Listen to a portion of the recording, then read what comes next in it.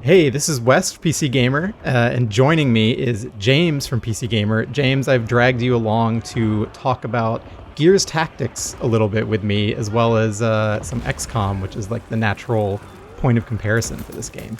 Yeah, and you chose correctly, Wes, because these two things intersect perfectly in my interests. So I'm pretty excited. So big, beefy boys and tactical Tactics, combat. baby, you know it. It's a dream come true. So I got to play I'd say about 3 hours of Gears Tactics a few weeks ago, and captured a bunch of footage. And we're gonna just watch kind of run through a whole mission up until the point where, spoilers, it doesn't go super well for me at the end of this one. This is actually the first mission that I failed, but I think the fail run is actually more entertaining than the doing it right and completing the mission run, because I got a little over aggressive, which made me then try really creatively to get out of the hole that I was in. So we'll see that a bit later. But this kind of first chunk of the game is we're seeing like a short cutscene where you can tell like this game has like a legit, Gears Unreal Engine graphics engine powering it. It doesn't feel like it's just a zoomed out top-down strategy game when you get those cutscenes. And then from there you get to jump into something that looks a lot like XCOM, but kind of freed from the camera grid and the grid at all. Your characters actually don't move on a grid. Yeah, it looks firmly in the Gears universe and XCOM universe. But I'm digging this pretty familiar top-down view. Like I feel kind of right at home immediately as a big tactics guy.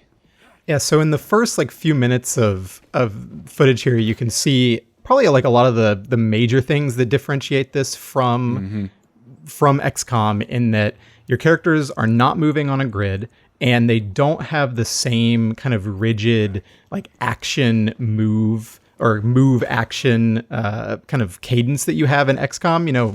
With a basic character in XCOM, if you fire your gun, that's it. Your turn's over, right?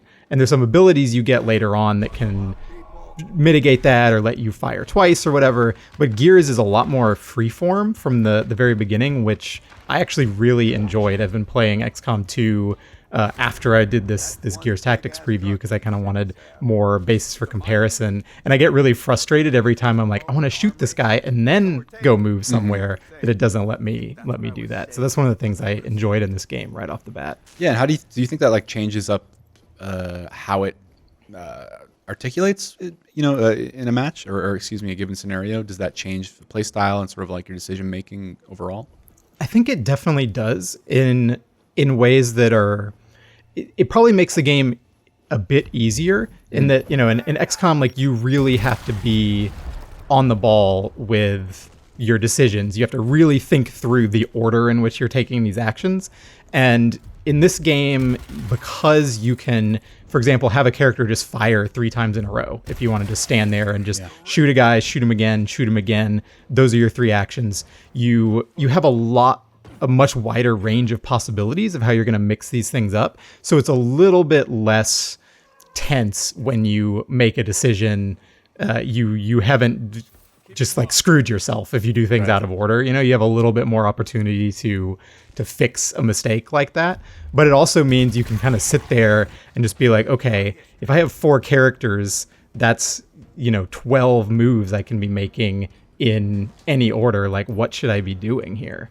Right. So there's definitely still a lot to think about, even if the game is like a little bit less rigid. Gotcha. So one big difference I'm noticing here that gets me pretty excited when thinking about the possibilities is this how Overwatch works in Gears Tactics. Can you explain kind of this cone focused Overwatch? Yeah, it's probably the most obvious difference between the two games. I guess that and the fact that you're not moving on a grid, right? Yeah. So in XCOM, if you put a unit on Overwatch, they're just like looking for any movement within their line of sight, their gun range, and if they see movement, they'll just shoot, right? And in Gears, you choose to put a unit on Overwatch, and then you draw. It gives you like a cone, an aiming cone, which you can see me doing right here. So I'm aiming and saying, if anything moves within this cone, I will fire upon it. So it makes Overwatch a lot more specific, because you're even trying to decide, like, okay, do I want to draw the cone, kind of as far out as my range will allow, which means you're not going to have the same accuracy if you do end up firing on an enemy that like just barely comes into Kind their of narrows range. the cone too, yeah. It also, yeah, so you can decide, do I want to be shooting at people where I'm less accurate further away? Do I want to be trying to cover a wider angle here versus covering a very specific angle? And so it makes for some interesting give and take, especially around like an emergence hole, where I'm trying to put Overwatch over this emergence hole, which is one of the ways enemies will spawn in this game, is they'll just kind of pop up right behind your lines or, kind of within your combat area. And you might not be able to cover the whole ring around the emergence hole with the Overwatch, so you're kind of going like, shit, where do I think they're going to pop up out of this hole? And so that's definitely a consideration. Yeah, it's interesting too because just real quick, you can see the enemies Overwatch too, so they can just lock down specific spaces that you maybe have to then make very obvious like detours around. Totally. And another big thing about it too is it plays into the action point system. So if you put a unit on Overwatch with your first action, they can actually fire multiple times at the enemy instead of it just being a one and done thing. So there is a difference between choosing to move and then go into Overwatch versus going, okay, I'm going to just sit here in this space and use all my action points to go on Overwatch. So here we're starting to see what happens when you're a little over aggressive with your positioning. I got my guy Sid out there thinking, okay, I'm going to put like a pincher move on these enemies, hit them from both sides, and didn't account for the fact that they were going to pop out of the emergence hole and then immediately get to take their turn. So they basically just got in there and fucked him up with their shotguns immediately. And that really put me on my back foot trying to figure out, okay, how do I get over to this guy and revive him to keep him from dying? And what can I do about these emergence holes? You, just like in regular Gears, you can throw grenades in them. Yeah, so you can stop more enemies from spawning. And if you don't do that, as I will discover a bit later, it can get really bad, right? Just too many enemies for you to be able to contain. Yeah, that's cool. That's like that Gears experience translated nicely into tactics form. Yeah, one thing I would say different between this game and XCOM is you generally have cooldowns on abilities instead of just limited resources. I mean, a lot of XCOM abilities have cooldowns, but something like a grenade, right, in XCOM is like a one-time use item, or maybe you get like a couple uses out of it when you do upgrades or whatever. But in this game, mostly stuff is unlimited use, but you're going to have to wait quite a while to be able to use it again. So I just used a heal grenade from my like support character to wake up Sid, which is going to buy him a little life here, but he is still like pretty stuck, pretty tough spot. Yeah. And this is another cool ability for the more like the ranger character, where you can use a dash move to go in a straight line and cover a lot more ground than you normally would. But it has to be in a straight line, so you run into some limitations. That roadie run. That roadie run, exactly. It's kind of cool how much of the Gears mechanics they actually translated into a tactics game.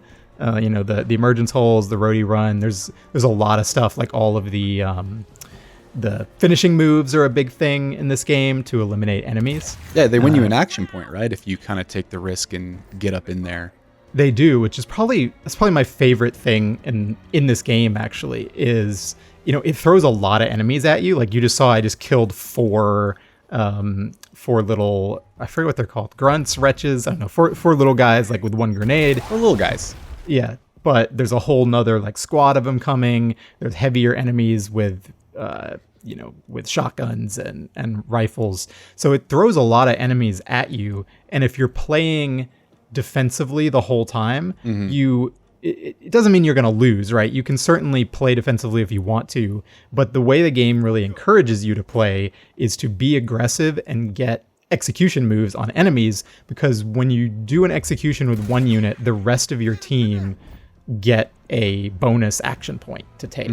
So you really can start stacking up extra actions by having one character kill somebody, get a finishing move, and then have another character do it, and you can just keep winning actions for the rest of your team, including somebody who you've already blown through all 3 actions for, which is really pivotal if you're like, my sniper is the only person who can hit this enemy across the map. Okay, well, if I can kill somebody and get an execution with a different character, then my sniper can take another shot and hit that enemy that was gonna, finish me off next turn or something. So that's when the free form, every character having just a pool of actions gives you even more to think about, because you're like, okay, how can I win yet more actions for this team, and then what order should I be taking all of them in? So. Yeah, and most of those actions are extremely risky. It's kind of that Doom 2016 and Doom Eternal philosophies of just get in there, because the only thing that will win you back any advantage is, ironically, just getting up into kissing distance with your enemy. So. Exactly. So here we can talk a little bit about some UI stuff. You see the lines with all the characters that shows you who you can hit, which I think is a really nice touch. You can see just at a glance, what enemies you can shoot. You can see if a character has a yellow health bar, that means that they are down and bleeding out.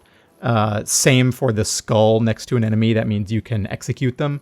So like right next to Sid, who is executable, and I think on higher difficulties you'll find that your enemies will actually execute your gears if you let them be on their knees for too long. But you can do the same to their guys, obviously. So if you don't save somebody within a certain number of turns, they're going to bleed out, and they actually lose a chunk of their health too when they revive. So if you look at Sid's UI here, you can see like 2 kind of X'd out squares on it, and that means when he revives, he's only going to be at half health because he's been downed twice already. Gotcha. So it makes it more likely that they're going to get killed again. Right, kind of whittles away at you overall, even if you have things like the health grenades that give you health advantages and revives and such over a long distance. So that's cool. It kind of gets you in and out of the action a lot without just making you 100%. Yeah, so here I managed to revive him, and I'm about to make, I believe this is when I make a pretty big mistake, or maybe that's next turn. So I've got Sid up, and I'm trying to think, okay, should he use this ability to intimidate all the enemies around him, and that will like set them, it'll break their Overwatch if they're in Overwatch, it'll also like break them out of cover, but it wasn't really useful here because none of them were in cover right now, nobody's doing Overwatch, so I'm kind of trying to figure out like, how can I heal somebody? What's the right move here? And I think I'm about to pull a chainsaw move here, which is actually different than an execution. It's just like a straight up finishing move. But I picked a grenadier enemy, the ones with the shotgun, and they actually have like a close range, like defensive ability, basically, where if you get close to them, they will automatically shotgun you. So I totally wasted that move, and then I think I'm about to waste it again with this bayonet charge, thinking it's gonna work. I forget. We'll see what happens here. But there's like all the different characters have pretty cool dynamics. Like I've got this machine gun guy over here, chain gun, who will do some healing based on how long they stay anchored. I think they'll do some healing, and they get like a buff to their damage over time, I believe. So their character is kind of built around pretending like they're a turret, right? And so you're this big guy with this giant gun. The better your positioning, the more points you're going to kind of get in your favor every time you stay in that one spot and keep shooting. So it encourages you to like position them perfectly and then just kind of hold the line with them versus moving them around too much.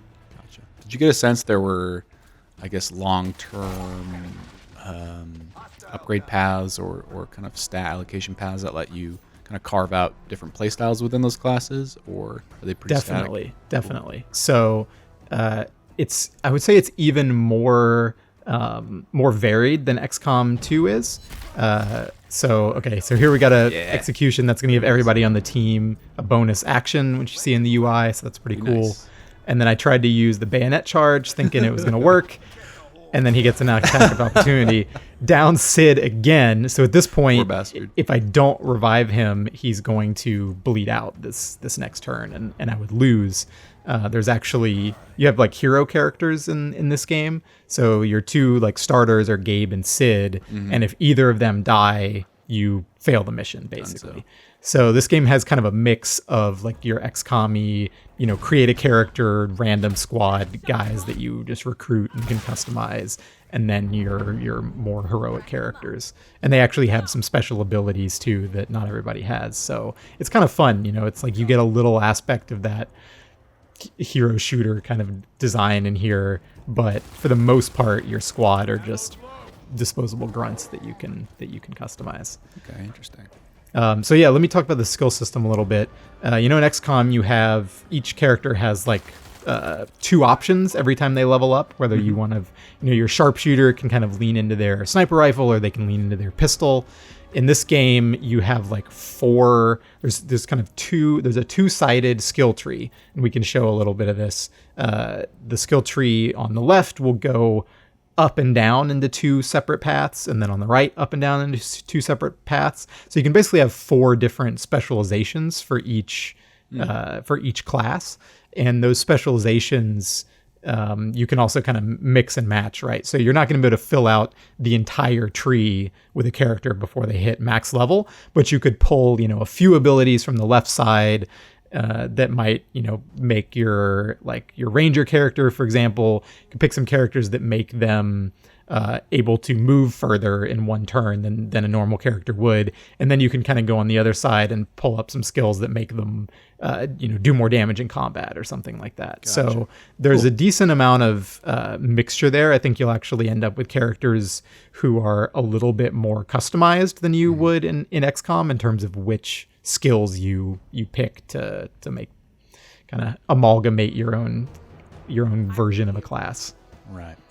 You're not sitting pretty here, Wes. No, it's going pretty rough. Something I'm noting here is that, and I'm wondering if you felt this, that the enemies are just pouring in. Like, XCOM would kind of surprise you and ambush you from all sides, but this seems to be about like kind of an onslaught from all angles, and a lot of these systems, skill systems and character abilities seem built to support pivoting hard. Did you kind of get a sense that is sort of part of the design? Yeah, and talking to the developers, like they were definitely about putting more enemies on screen. And I think the enemies are generally not as hardy as enemies in XCOM could be, but there are a lot of them for sure. And it makes you strategically think about like, am I going to close this emergence hole? So one of the problems that I ran into on this mission was I kind of blew through my grenades too early, and then they were on very long cooldowns. And because I kept trying to revive this character too, I didn't get a good chance to close this other emergence hole. And so that adds, more characters coming out than I might otherwise be having to fight. So you definitely need to be careful about some of those abilities as much as it pushes you to be aggressive. If you throw all your grenades and then an emergency hole pops up, like you just got to figure out how to deal with it, So yeah, there's a lot of enemies closing in, and I was really I was just kind of on my back foot at this point, trying to figure out, how do I kill these guys? How do I keep this one character from getting downed again, get him to safety? A lot of my abilities were on cooldown. So I was definitely panicking a little bit. That's good though. It's like prying yourself out of these corners you accidentally paint yourself into is part of the charm of these games. And you get close at times, and it shows that it is possible for you to get out. Had you known a couple more things. Yeah. So here I was trying. I was hoping that this plant a grenade ability would work as closing an emergence hole. It does not. You have to throw the grenade into the hole. So I was just kind of placing it like a claymore. So that's not gonna do it for me. Gosh. But we saw a second ago too the enemy being on Overwatch, and I actually ran my character just out of that Overwatch to get him to cover. But one other cool, I guess you'd call it an ability they put in this game, is you have a thing called I think disrupting shot, something like that, which you can use to knock enemies out of Overwatch. So you can shoot them with your pistol with that move, and then that'll knock them out of Overwatch, and then you can run through where that line of sight would have been. So, in XCOM you can just injure an enemy to disrupt Overwatch or something like that. But I thought it was pretty cool that they had like that there was a feature that they consciously built in here, and as a result you'll see enemies use Overwatch a lot, and it's a big factor of the game's figuring out how you disrupt that so that you can move safely. That's rad. Did you get a sense that there's because from what I can tell, this is more of a bespoke campaign. Are there any like randomized elements when it comes to level generation or like familiar metagame stuff between missions? Great question. So it doesn't really have the metagame stuff that XCOM does in terms of building out your base. You're gonna pick up items that you use to customize your character's weapons. So there's a lot of there are a lot of different parts of the weapons that you can change out. Like barrels and sights and handle, grips and clips and all that stuff. So that's how you'll be customizing your characters mainly. There is some other aesthetic customization, but you're not going to have the same like detailed armor system and like doing all the research and stuff that you will in XCOM. It's definitely more focused and straightforward. But it will have some degree of those like random levels to go on. So it's very much a narrative campaign. There's cutscenes, before and after every single level, but kind of when you get closer to the end of an act, you'll have choices of like side missions to go on, and you'll have to complete like a set number, maybe 5 or something side missions before you go to the big boss fight at the end of the act. And a boss fight is actually one of the big differences between this and regular XCOM.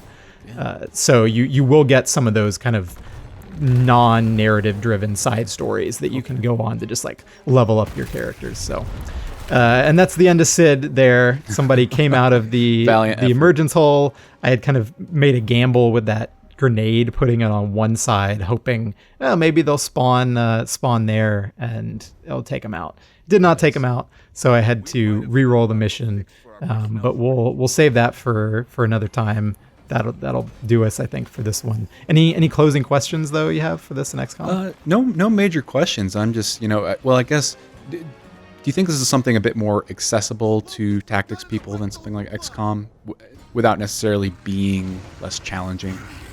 Yeah, I think so. I mean, XCOM has a lot of systems that it throws at you, especially if you're playing like XCOM 2 War of the Chosen, which adds all these other, elements which are really cool, but it's just a lot, right? This game, you're going to get to do some of the fun character customization stuff, but for the most part, you're just going to be in the strategy mode and just doing missions. So I think it's a lot, if you feel like you want to play XCOM, but you don't want the overhead of like, I have to understand the world map and I have to like balance the timing of when I go on these missions before, otherwise they're going to like invade me and, complete the Dark Project or whatever. You don't really have to worry about that stuff in this game.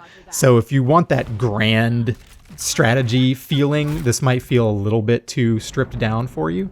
But if you really are just into the tactical combat, like I think Gears Tactics is going to be really fun. Wow, looks pretty neat. Cool, so that'll do us for this convo. You can also check out a preview I wrote on the website, talking to the developers about making this a very PC-focused game. They're doing a lot of the same technology stuff that's in Gears 5, really, in terms of graphic settings, a lot of accessibility options that are pretty cool. And it's like Gears Tactics is out on April 28th, so we'll be able to play it in a month. Took you out.